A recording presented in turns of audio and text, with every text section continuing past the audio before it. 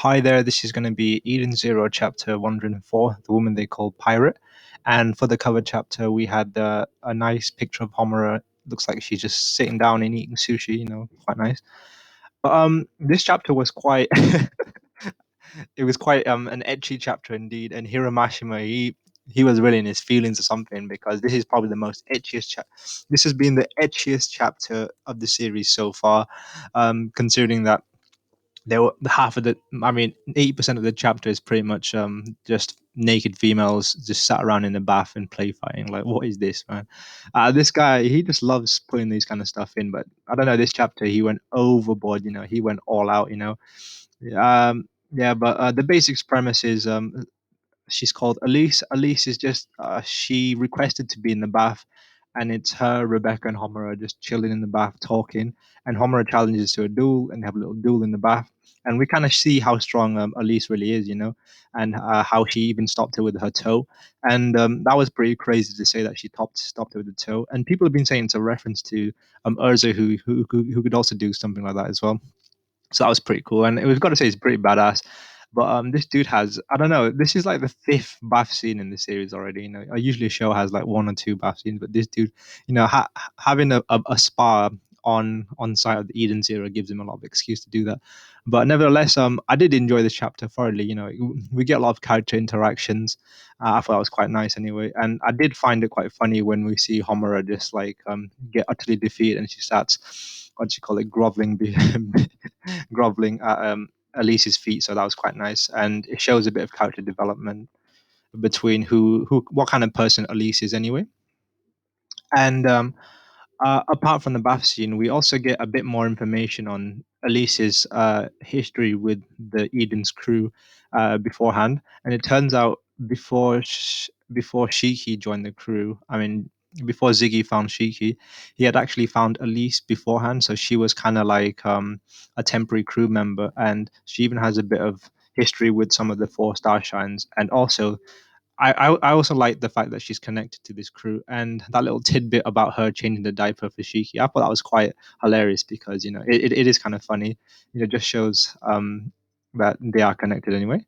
And what's more is that, as I was talking about in the previous chapters about whether Ziggy was going to be a reoccurring villain or is he was going to be the arc or not, turns out he's going to be a reoccurring villain we're going to see.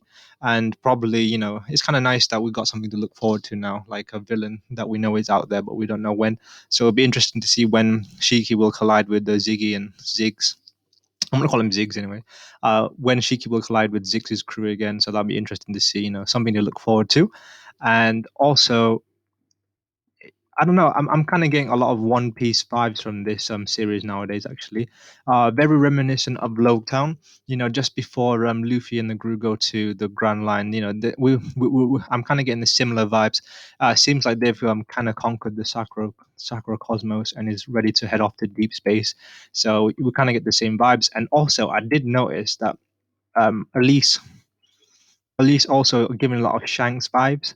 Uh, a lot of things are quite similar to Shanks in terms of how she's kind of like the senior to Shiki, such as Shanks was the senior to Luffy. She got red hair. They got red hair. She got one eye. Shanks got one arm. A lot of similarities here, and she's really strong as well. So that's another similarities, and still below, in terms of rank of the main person. So we could see that Ziggy could be similar to Goldie Roger, and Goldie Roger's relationship to Shanks is kind of like rookie apprentice to captain.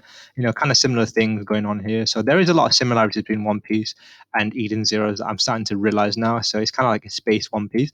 So I do like One Piece. So in theory, I do like Eden Zero because I have been enjoying this show a lot, and maybe because of the similarities is maybe the main reason why I have been enjoying the show. We also get a bit more explanation to why Ziggy's been acting weird. Apparently, he has a dark ether coming out of him, so that's quite interesting. And it's very ominous that Ziggy's first words for "I'll go see mother." So he also has the same goal as I almost said Luffy, but he also has the same goal as Shiki. So they're both going to be meeting. So their paths are pretty much intertwined because they're both going to the same goal. So that'll be interesting to see when Ziggy will pop up. And we also have two goals now. So the what you call it, the Eden Zero squad seems to have now set their goals solidified. So the two goals is to stop Ziggy and also find Mother. And those two goals kind of intersect anyway because they're pretty much killing two birds with one stone kind of thing.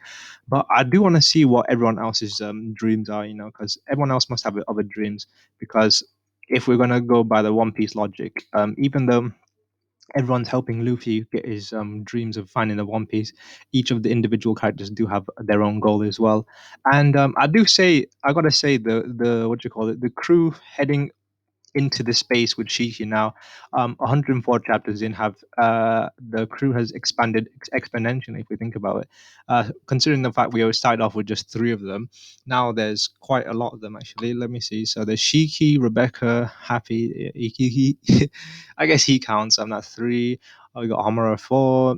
We got the four star. We got Witch, Ivy, Pino, we got Hermit, we got Wise, we got Moskoy, and we've kind of got Jin and Irene at this moment. I think that's what she's called. So they're not officially part of the crew, but they're still on board, so they're following along for now. And with this, they go into the Dragonfall, so that'll be very interesting to see what outer space is going to look like. And I'm excited for what their journey holds in store for us. So this kind of feels like a prologue, all of this. But I'm really looking forward to how big this space is going to be, considering it's an adventure show, and what's really out there, And I'm looking forward to all the new villains and stuff that will be, and where the story plot will go.